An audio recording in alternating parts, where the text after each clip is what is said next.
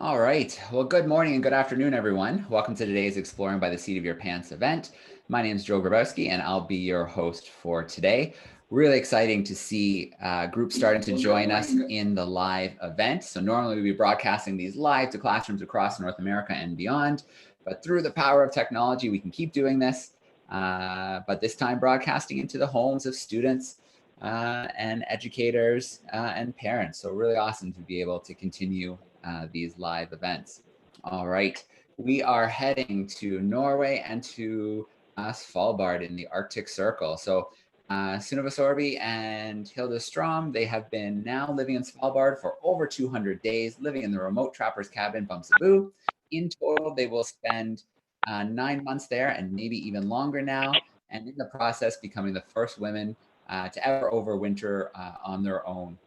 So along the way, they've been taking part in different citizen science projects, ranging from projects for scripts, like ocean projects, taking ice core samples, looking at phytoplankton, also projects for NASA, looking at the auroras. So they have kept busy, that's for sure.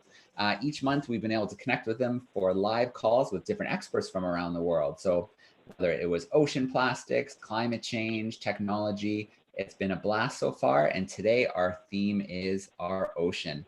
So we have marine biologist Pia Ve Dahlen joining us today. She wants us all to do one thing, and that's jump into the sea, because the most important thing we can do for our ocean is to love it. So Pia holds a master's degree in marine biology, and for the past 10 years has held a number of lectures and workshops on the sea. She talks about our marvelous ocean, cold water corals, photosynthesizing snails, plastics, you name it, anything about our big blue planet and how we need to protect our ocean as an important resource.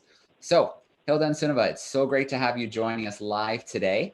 Now, we're connecting via satellite, so we can't see you, but we have the satellite connection, but you always send us a nice little video, so we get a little hello. So here we go. My screen is shared. I'm going to play that video. Hi, everybody. Hi, everybody. We are at Svalbard just now, 78 degrees north. And we are living in really, really strange times right now with the coronavirus, where we're all needing to self-isolate. We're thinking of you. And we've been here now for 7 months in our own self-imposed isolation. And we want you to join us via the live YouTube links with Exploring by the Seat of Your Pants. We all need to be connected now. And it's a lot to learn, and it's a lot of fun. And this is Hi from Svalbard. See you soon. Bye. All right, stopping that screen share. Hilda and Sunniva, so good to have you joining us. Why don't you take over for a little bit and tell us a little bit about what you've been up to lately? Okay, and thanks so much, Joe. And Pia, thank you so much for being on the call today. Today is technically the last call that we're hosting with Exploring by the Seat of Your Pants, so thank you, Joe. But we are going to continue because we're going to be at Bumsaboo for a lot longer than we expected. We were going to get picked up in May. We have been really busy this winter, as Joe said, collecting aurora images for NASA. We have been recently out on the sea ice. There's a tremendous amount of sea ice around us. And the only way anybody can get to us is currently with a snowmobile. So we have collected.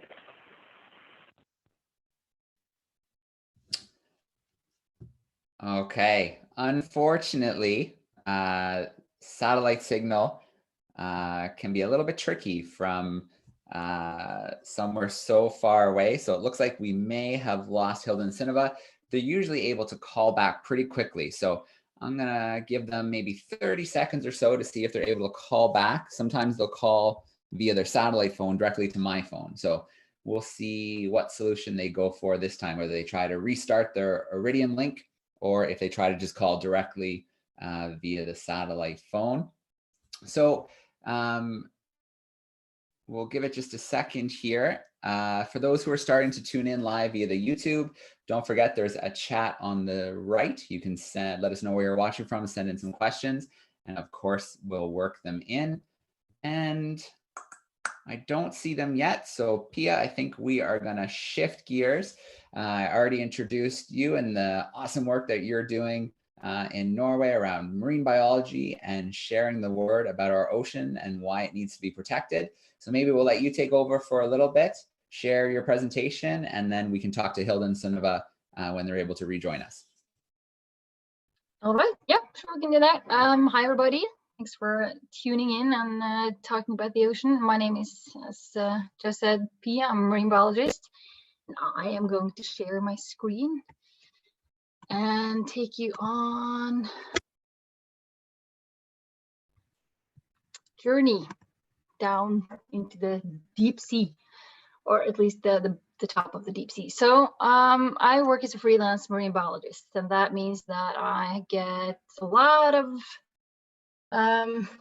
uncertainties, especially in these times around my job. So, but it's also one of the funnest things I've ever done in my entire life. I can choose whatever I want to do. And one of the things I have chosen to do is work with conservation, ocean conservation, mainly through an organization called Passion for Ocean that I've started with a friend of mine.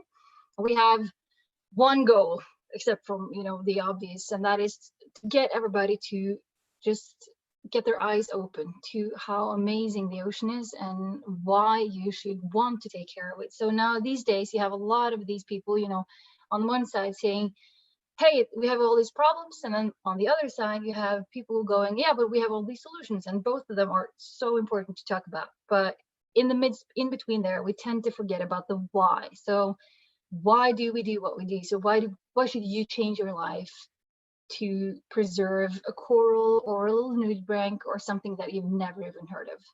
Now, there's probably as many reasons to want to take care of the ocean as there are people on Earth, but I'm going to, you know, drag you through a couple of the reasons why I think we should care. And one of them is this guy.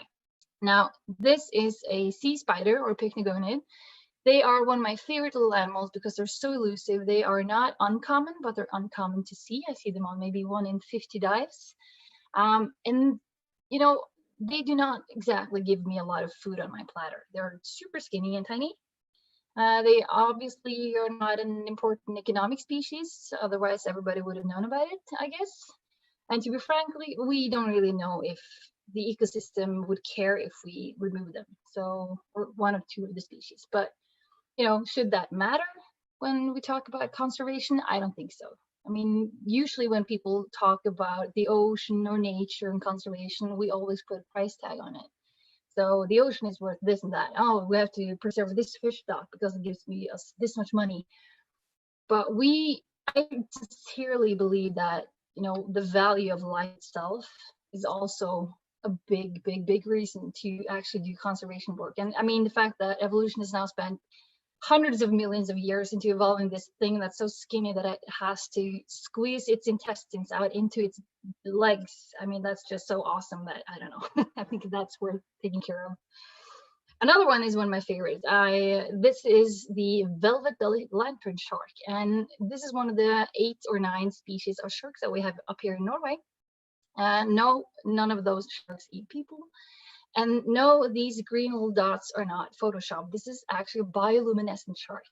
And I know for a fact that they also are, you know, some of these cousins of these are located around the globe. So if you're watching from somewhere that they have these lantern sharks, go have fun. I mean, watching these guys when they swim in their habitat in pitch black is amazing. They glow up like these tiny little lanterns and swim around being just the most amazing little creatures.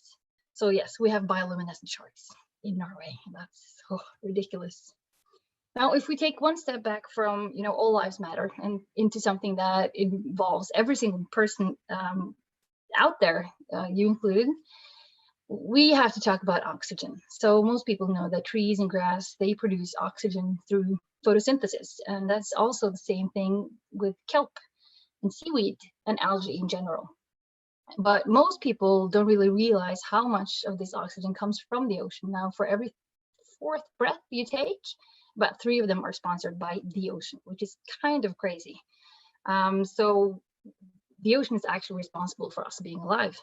And it is also responsible for making, you know, burnout people like me really happy. So this is me doing what I love to do most, namely be super quiet, just sit still, watching stuff moving super slowly.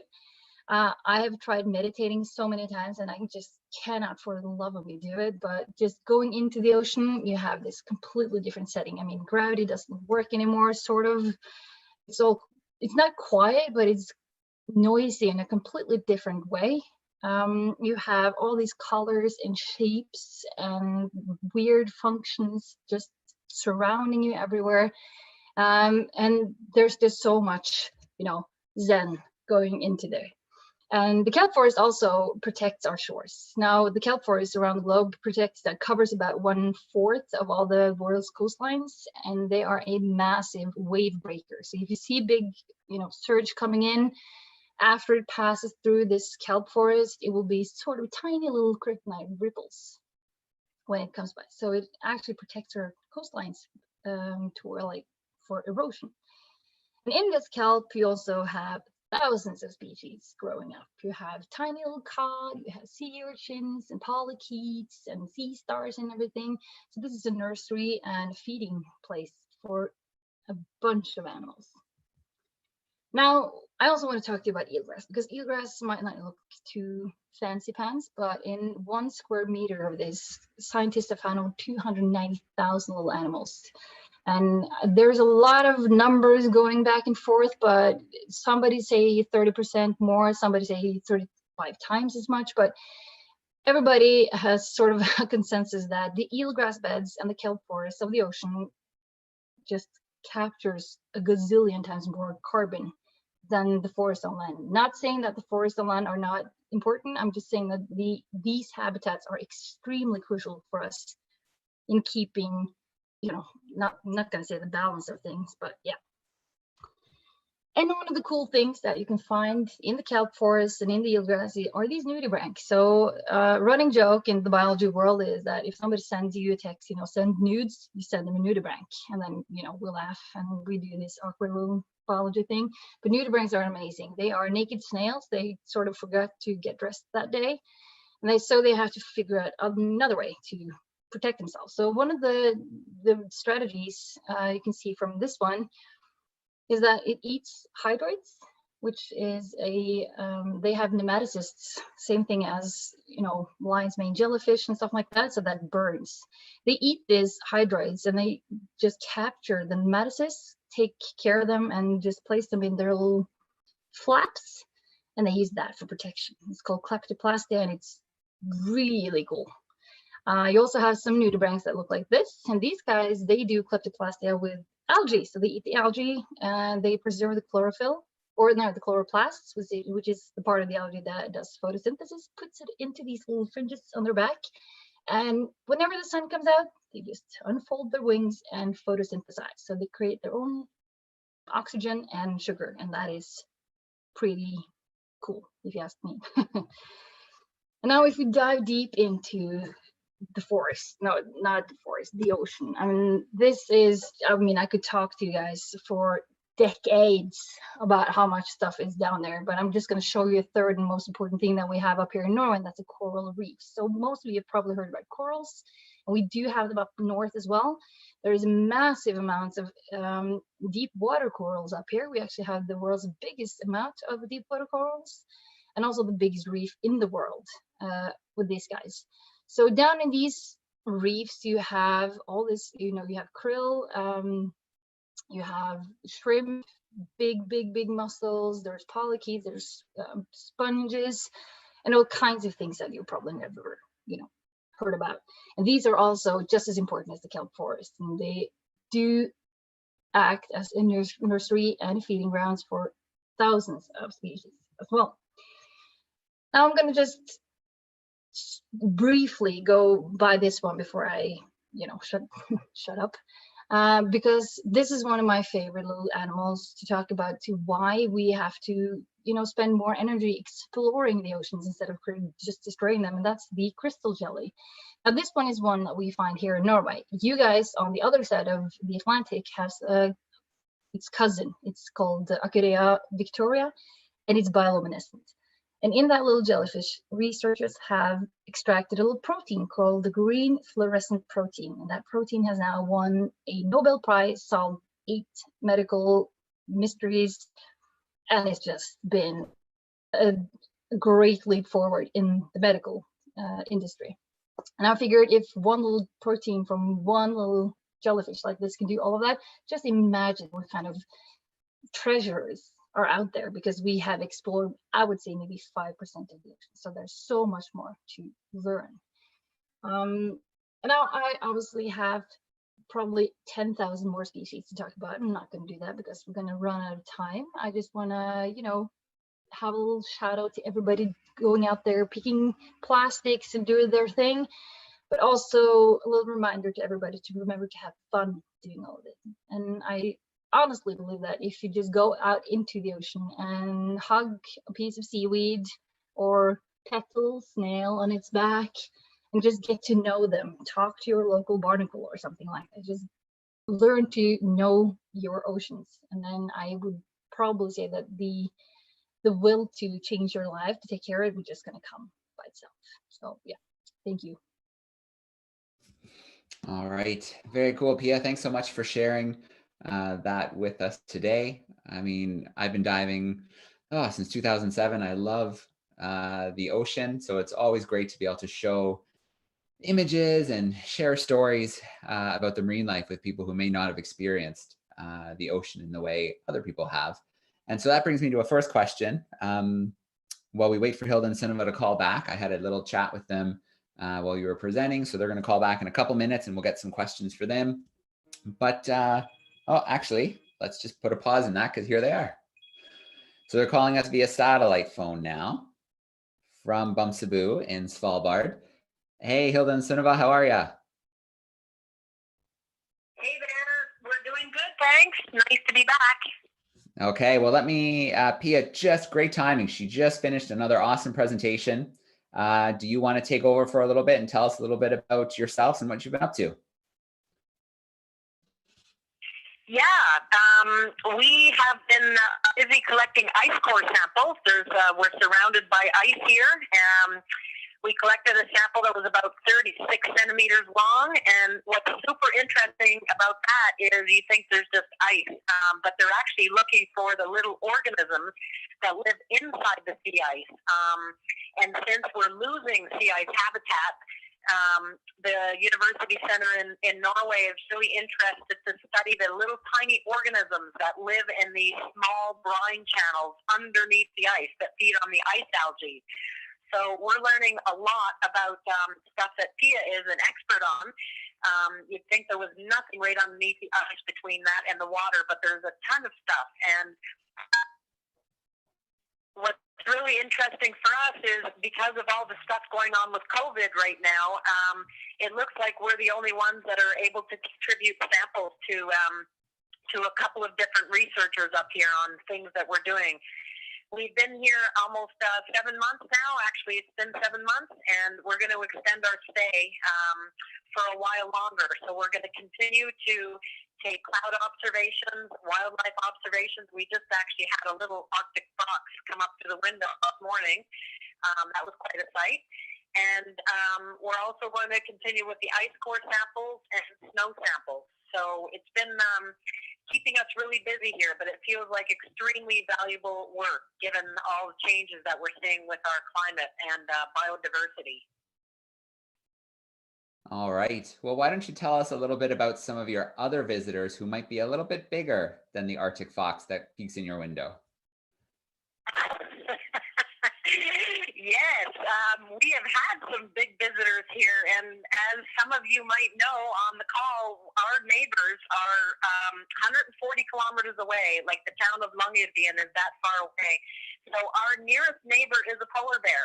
And a week ago, we had a mother polar bear and the two pups, and they're quite big actually, that were just out on the ice. We had gone for a run down on the ice. We always take, some safety equipment with us for the polar bears.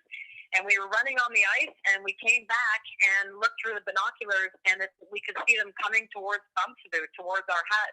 So we were about 500 meters away from them without knowing it. They're a beautiful, beautiful marine mammals, and we only want to live in harmony with them. But we've had how many visits total, Hilda, would you say? Yeah, we figure over 30 visits of polar bears to date. So it's been, they surprise us sometimes. I walked out the door on one occasion at night in the dark polar night, and I came back in, we have a security light outside, turned the light on, and it scared the polar bear. It came out from the right side of Bumsaboo, right in front of me, just 2 meters away. So that's about 6 feet in front of me.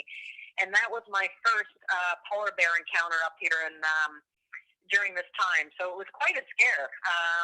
But they are amazing. And we actually saw one hunt a reindeer, which is very, very unusual. They hunt seals, and the seals hang out on the ice. And so they're learning, the polar bears, we think, and so do the researchers, are learning to adapt to a changing environment up here. So it's very, very super interesting for us to actually document all of this different behavior and what we're seeing from one season to another. All right, very cool. And before we shift gears a little bit, I want to remind anyone tuning in today to use the chat sidebar on the right and send us in some questions. But I'd like to ask one more thing about where you're living. So we talked about Bumsaboo as a trapper's cabin, and some people might picture, you know, a nice cabin, big bookshelves, roaring fire. Can you tell us a little bit about what it's been like living in really the ultimate self-isolation for the last, say, 200 plus days? Absolutely. So Bumsaboo, Bumsa is bear and Boo is like hut, so it means little bear hut. And it is, this cabin we're living in was built in 1930. There is absolutely no insulation, and there's no electricity or running water. So what we have is a wood-burning stove, and there's no wood around here. The wood that we have around here has drifted in from Siberia. So we go and collect it with the snowmobile, bring it back here, chop it up, and put that in the wood-burning fireplace. And for running water, we just go out and collect ice, and we bring this side here and melt it. It's a really strapped cabin. It has, if you see pictures of it on our website, you'll see these round logs that come out at an angle from outside of the hut. And those logs are actually designed on purpose to prevent the polar bear from squeezing in between them to get into the hut itself. So it's a fascinating little hut, but it's very bare bones. And so far, knock on all the wood that's here, it's keeping us extremely safe in some nasty hurricane winds and really cold temperatures to date. But they built it for beluga hunting, and it was used primarily for that. And now it's a cultural heritage site in a national park in Spitsbergen. So we're very fortunate to be here, and we have solar and wind that we're using for our power needs. All right, pretty awesome. So let's get a few questions going. Let's go to Pia and hit her with a marine biology question. So Pia, we had an event earlier this morning, probably before most people are up. We were reaching an audience in Norway, speaking in Norwegian. At least you and Hilda were this morning, definitely not me. But, you know, we talked about kelp forests, and we always think about kelp forests off the west coast of California and how they kind of deal with issues of sea urchins kind of overpopulating and releasing the kelp from their anchorage when they feed on the base. Is something similar like that happening with the kelp off the coast of Norway? Yes, and thank you for that. I mean, yes, it has been massive. Do we get them? Are we getting them back? I think maybe someone accidentally hit the redial button. I think we're good. So yeah, no, there are actually, it's been a big problem along the Norwegian coast as well. And we talked about this earlier, that Norway actually has the world's second longest coastline, right after you in Canada. And we, as such, have a lot of seaweed and a lot of kelp, but we also have a lot of sea urchins, and we've been hunting down the predators of sea urchins for decades, leaving the sea urchins to just kind of go berserk, just as they've done in California and in Tasmania and all these other places where you can see a massive decline in kelp forest. And especially there has been some fjords that have been just left completely barren. I've been diving in some of them, and it's like this echinoderm desert. There's only sea urchins, starfish, and cucumbers, sea cucumbers, for some reason, and snails, some snails as well. But the kelp is gone, the fish is gone, and it's just nothing there left, which is kind of sad. But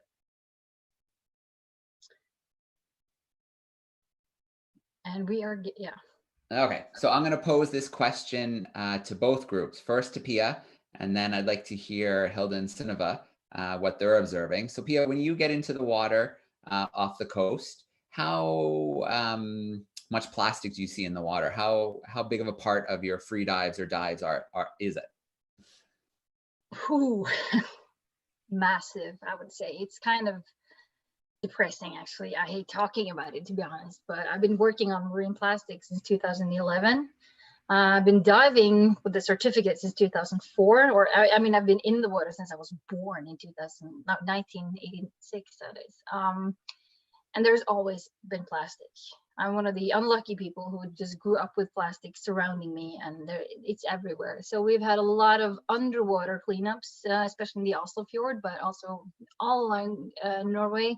There are so many amazing dive groups now that pick up plastics. And I mean, we have had cleanup events where we've picked up 6-7 tons of plastic in a couple of hours, because it just never runs out. And especially in the inner part of the Oslo fjord, there's not just, golf balls and hairbrushes and tampons and condoms and all the things that you would normally find, but also whole cars. There's a lot of tires, obviously, from the decks and the docks, but we've found multiple intact cars. We found semi-trucks. The whole bottom is just carpet bombed with old boats, fishing, like just normal boats that people just want, they don't want to use them anymore, but instead of pulling them on shore and just disposing of them properly, they would just drill a hole and sink them, because that's easier and cheaper. So yeah, it's pretty much everywhere. I have not been diving anywhere, including seawater, freshwater ponds, where I haven't found plastic. All right. So Hilda and Sunniva, obviously you're much further north. What are you seeing plastic-wise since you've been up there? Yeah, great question. When we got here in September, we did see quite a bit of plastic. Of course, there was no snow cover then, so there was quite a bit of debris. We have a circumpolar current up here, and so just like the driftwood coming in with that current, so does a lot of plastic. There's way too much snow around us right now for us to see any plastic. But as we get some melt, we'll see more because we've seen some big jugs and some fishing, very thick fishing rope up on the shoreline, the coastline here as well. So we have picked up quite a bit in August when we were here, and then also in September, and we'll continue to do that. But right now we have way too much snow to observe anything, and we have been in the water. Hilda's talked me into going for a quick couple of dips in the water, but it's too fast for us to even observe anything. I get in and out as quick as I get in. So, but we're going to continue to observe that when the summer is here, which is June, July, August. All right. So we talked about a couple, issues that are facing the ocean. We talked about the kelp biodiversity loss. We talked about the plastics. Let's switch gears and go a little happier now. So Pia, can you tell us about an experience you had in the water that just, keeps you coming back? Can you tell us about an amazing experience you had in the ocean? Oh, that's a difficult one. I have had so many ridiculous experiences. But one of the things that I remember the best was probably when I lived in Hawaii for 6 months, and I was out snorkeling with a friend when I just heard, and I figured she'd just seen another fish with colors. Turned around and I saw 2 spotted eagle rays about 2-3 meters from us, and that was just such a cool experience. And I swam around with them for about, I would say, half an hour before I left them alone. I've also met octopus while diving, which is that's an experience that you just cannot compare to anything. The octopus is probably the smartest creature on earth, including us. It can change every single cell in its skin, just both color wise, but also in terms of shape. So they can blend into absolutely anything, but they are completely colorblind, so we don't really understand how they work. And they have most definitely developed personalities. So they have conscience, they have so they have personalities, they can change all these colors, and they can just turn into whatever they want to be, just like that. And it's so fascinating to watch. So to be honest, I think I think they're a practical joke that some aliens passed by here a couple thousand years ago and saying, haha, there's this planet full of monkeys with anxiety. Let's just place this weird little creature down there to confuse them. But I also had a lot of really great experiences up here in the cold. It might sound weird to love going diving when it's almost below zero in the water as well.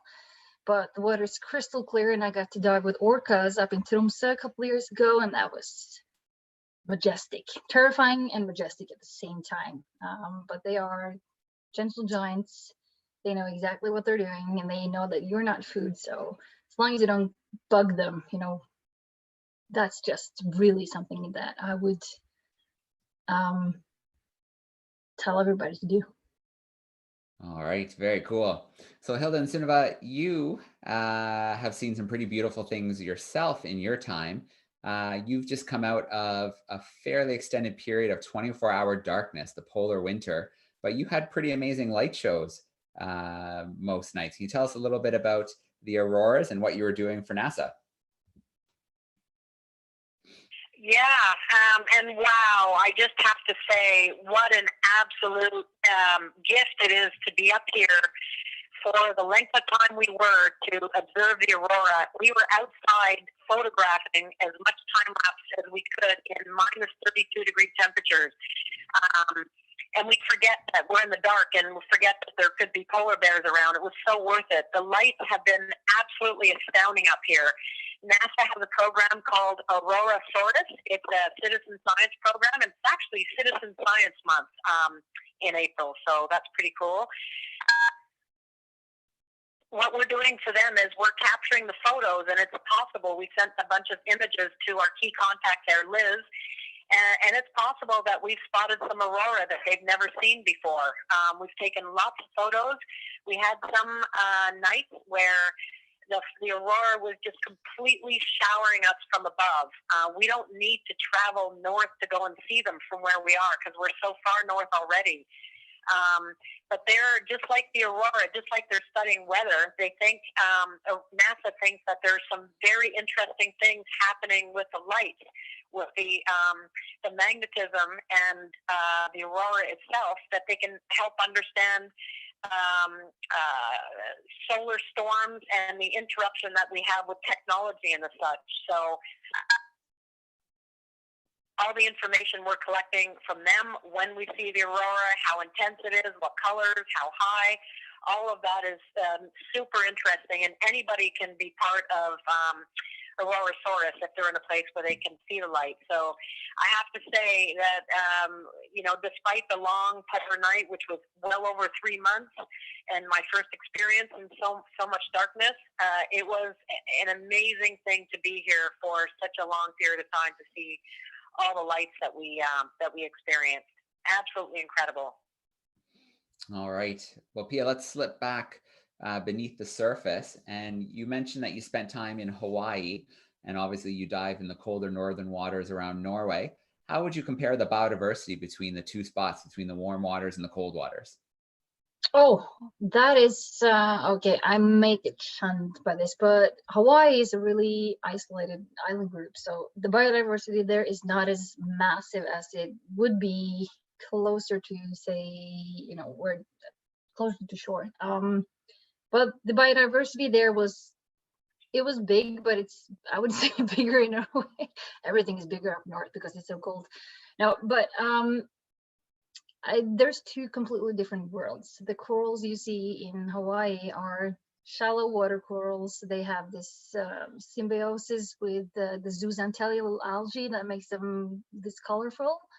This little algae makes up about 90% of the coral's energy. The corals in Norway are bigger, they are deeper, and they are more, I would say, brutal sort of looking. They are just more massive, but you also have to go down to at least 40 meters to see them, so it's not as easy to snorkel on coral reefs up here as it is in Hawaii. The temperature was definitely a big thing. I mean, it's way easier to just put on a snorkel and a mask and jump in the water in 26 degrees instead of 2 that we have up here sometimes. But still, the amount of weird creatures are the same in both places. And I would say especially the night dives in Hawaii were the coolest ones, because then all the little crustaceans, the crabs, the shrimps, and the lobsters, and all these guys came out to say hi. I mean, you didn't really see them during the day, but no, 2 completely different worlds, and I love them both. All right, very cool. So Sunniva, we're going to pose this question as I think it's a really good kind of wrap-up question to you first at Bumsaboo, and then we'll go back to Pia. What kind of advice would you give for any future conservationists, explorers, scientists who might be tuning in today? Well, given everything that's happening today, that is an excellent question. And, the entire reason that Hilda and myself decided to start Hearts in the Ice and do what we're doing, collecting data for scientists studying climate change, is because we want to create stories around what we're experiencing, what we're collecting, and what we're observing, so that we all understand what in the world these changes actually mean to biodiversity, to weather, to people, displaced people around the world, our food, all of that. It's a web that's so interconnected. So we would both say, for everyone on the call, regardless of your age or where you live, is stay curious, get involved with projects locally, or understand your backyard. Be active, stand up for what you believe in, understand the changes in your environment. If you're so inclined, get active politically, because we can see that we need leaders out there that really believe in the fact that everything is connected and that it's not just about one person winning, it's about the collective. So we really want to encourage everybody to fall in love with your backyard. Mother Nature needs her daughters, and Hilda and I have answered the call, and there's a lot more people on the phone call right now, men and women, boys and girls, that are really needed to do their part. So I would stay passionately curious and get engaged, and understand that each person has an absolutely phenomenal, powerful, valuable contribution to make. All right. And that's our purpose. Awesome. And Pia, what would you add to that on your end? Oh, I mean, I could not agree more. I think the fact, like, getting to know nature and go out there and be curious and explore and learn what everything is all about. Respect the animals, respect everybody else that is out there, not just other people, but the rest of the animal kingdom that we are just a part of, just as much as any earthworm or a cockroach. And I mean, one of the best things I've ever heard, I think, is that today people tend to get hit in the face with this whole, I'm just one person, what can I do? But I mean, the biggest no-go in Back to the Future movies is just don't tamper with anything, because just a tiny little thing could change the entire future before. So I mean, if that is the truth for science fiction movies or whatever, this would definitely be the same thing here. So whatever you do today will definitely change the outcome of the future. So don't feel hopeless or helpless in this massive thing that we stand before now. But anything you do, any little contribution helps. All right, absolutely. So first of all, I want to say a huge thank you to everybody who tuned in today. Thanks for the great questions. Huge thank you, Pia, for joining us for a double header today. 2 languages, very cool, awesome. You're doing great work, and look forward to showcasing some more of it. And Hilda and Sunniva, thank you so much for what you're doing. It's a massive commitment, organizing all these events, you know, despite the elements and technology, and really appreciate it, everything that you do. Well, right back at you, Joe. You have been absolutely amazing, rolling with our disconnections on and off. So, yeah, thank you. Thank you, Joe, and thank you, Pia. All right. Well, one more huge shout out to everybody. Thank you so much for joining in today. Enjoy the rest of your days, and we will see you in future events. Thanks so much, everyone.